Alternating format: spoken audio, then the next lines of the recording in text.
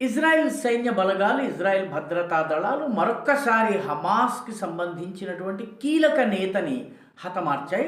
హమాస్‌కి సంబంధించినటువంటి weapon production unit ఏదైతే ఉందో, ఆయుధాల్ని తయారు చేసేటటువంటి యూనిట్ ఏదో, ఆ యూనిట్ యొక్క చీఫ్ అయినటువంటి రైద్ సాద్ అనేటటువంటి హమాస్ ఉగ్రవాదిని ఇజ్రాయెల్ భద్రతా దళాలు మట్టుపెట్టాయి. అతన్ని హతమార్చాయి. అతన్ని డిసెంబర్ 14వ తారీఖున హతమార్చాయి.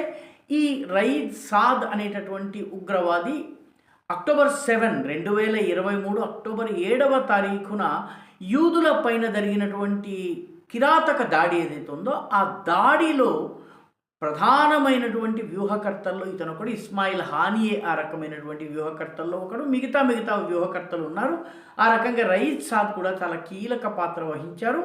ఇజ్రాయెల్ సైన్యము ఆయనని టార్గెట్ చేసి హతమార్చింది.